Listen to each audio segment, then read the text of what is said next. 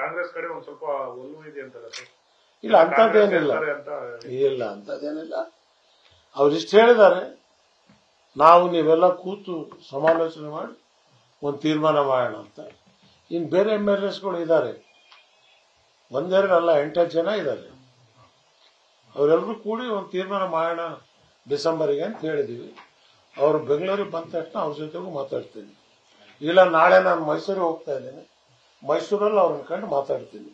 Sir ಈಗ ಸಿದ್ದರಾಮಯ್ಯ ಅವರು safe ಆಗಿದ್ದಾರೆ ಸರ್, ಈ ಕುರ್ಚಿ ಸೇಫಾ ಸರ್?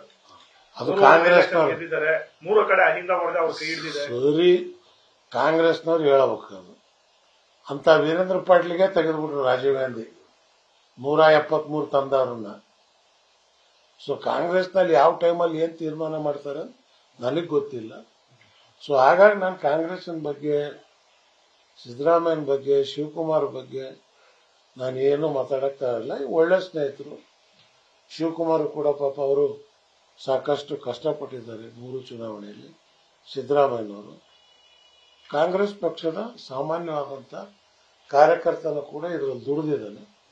ಮತ್ತು ಎಲ್ಲ ಜಾತ್ಯತೀತವಾದಂಥ, ಈಗ ನಮ್ಮ ಜನ ಕಂಪ್ಲೀಟ್, ನಾನು ಹೋಗದೇ ಇದ್ರು ವಿಡಿಯೋ ಮುಖಾಂತರ ಪ್ರತಿಯೊಬ್ಬರಿಗೂ ಮನವಿ ಮಾಡಿಕೊಂಡಿದ್ದೆ. ನಾನು ಬರ್ತಾ ಇಲ್ಲ, ನೀವು ಇದನ್ನ ಕಾಂಗ್ರೆಸ್ಗೆ ಓಟ್ ಕೊಟ್ಟು ಗೆಲ್ಲಿಸ್ಬೇಕು ಅಂತ. ಇಲ್ಲದ್ರೆ ಸಿಗ್ಗಾವಿಯಲ್ಲಿ ಅಷ್ಟು ದೊಡ್ಡ ಲೀಡ್ ಬರ್ತಿರ್ಲಿಲ್ಲ. ಸಿಗ್ಗಾವಿಯಲ್ಲಿ ಲಿಂಗಾಯತರು ಬೊಮ್ಮಾಯಿ ವಿರುದ್ಧವಾಗಿ ಮತ ಕೊಟ್ಟವ್ರೆ, 5 ಮತಗಳು ಬಂದಿದ್ದಾವೆ. ಸೊ ಹಾಗಾಗಿ ಬೊಮ್ಮಾಯಿಗೆ ಬಿಜೆಪಿಲಿ ಇದ್ದಾಗಲೂ ಕೂಡ ಮುಸ್ಲಿಮ್ಸ್ ವೋಟ್ ಕೊಟ್ಟು 30,000ದಿಂದ ಗೆಲ್ಸಿದ್ರು ಅವಾಗ. ಈಗ ಮುಸ್ಲಿಮ್ಸ್ ಯಾಕೆ ಕೈ ಬಿಟ್ರು? ನೀವು ಯಾವಾಗ ಯತ್ನಾಳಿ ಕರ್ಕೊಂಡು ಹೋದ್ರಲ್ಲಿ ಒಳ್ಳೆ ಕಾಲ್ಗುಣ ಅವರದ್ದು, ಅವ್ರು ಹೋದ ತಕ್ಷಣ ರಿಸಲ್ಟ್ ಬಂತು.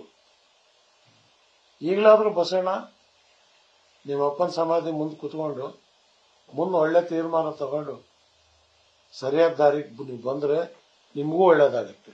ಕಾಂಗ್ರೆಸ್ಗೆ ಬರ್ಬೇಕು ಬಸಣ್ಣ? ಯಾರು ಬಸಣ್ಣ? ಅಲ್ಲ, ಬಸಣ್ಣ ಕಾಂಗ್ರೆಸ್ಗೆ ಯಾಕೆ ಬರ್ಬೇಕು? ಬೇರೆ ಬೇಕಾದಷ್ಟು ಬಜಾರ್ ಇಲ್ಲ. ಥರ್ಡ್ 3ನೇ ಶಕ್ತಿ ಕಟ್ಟಣ ಬಾ ಅಂತೀವಿ. ಜೈ ತರಬಾಳ ಮರಳ ಸಿದ್ಧಾಂತ ಹರ ಹರ ಮಹಾದೇವ ಅಂತ ಹೊರಡೋದು. ಏನದ್ ನಮ್ಗೇನು ವಿರಕ್ತ ಮಾಡೋದವ್ರು ಇದ್ದಂಗೆ. ಅದನ್ನ ಈಗ ಅಂತ ಗೋಪಿಯವರ ಅಧ್ಯಕ್ಷತೆಯಲ್ಲಿ ನಾರಾಯಣಗೌಡ ಅವರೆಲ್ಲರೂ ಸೇರಿ ಒಂದು ಸಮಿತಿ ಮಾಡಿದ್ದೀವಿ. ಅದೊಂದು 15 ದಿವಸದಲ್ಲಿ ರಿಪೋರ್ಟ್ ಕೊಡುತ್ತೆ. ಅದು ರೂಪರೇಷೆ ಆಗಿರ್ಬೇಕು, ಸಿದ್ಧಾಂತ ಏನಿರ್ಬೇಕು.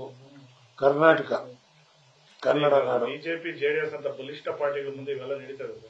ಜೆಡಿಎಸ್ ಈಗ ಮೂಲೆ ಗುಂಪಾಗ್ಬಿಟ್ಟಿದೆ. ದೇವೇಗೌಡರು ಈಗ ಪಾಪ ಅಸಹಾಯಕರಾಗಿದ್ದಾರೆ. ಅಲ್ಲ, ಅಸಹಾಯಕರಾಗಿದ್ದರೆ ನಾವು ಯಾಕೊಂಡು ಹೋಗಿರೋ ರಥ ಯಾವ್ದ್ರಿ? ಗೊಡ್ಡೆಮ್ಮೆ ಕರ್ಕೊಂಡೋಗಿ ನೀವು ಬಸ್ರಿ ಮಾಡೋಂದ್ರೆ ಹೆಂಗಾಕತ್ತೆ? ಇವೆಲ್ಲ ಇನ್ನು ಯೌವನದಲ್ಲಿರ್ತಕ್ಕಂಥವು ಇವು.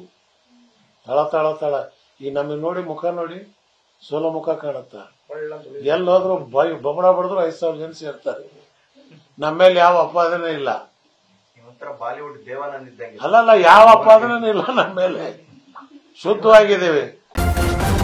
ನ್ಯೂಸ್ ಫಸ್ಟ್, ನಿರ್ಭೀತಿಯಿಂದ ನಿಮ್ಮ ಪರವಾಗಿ.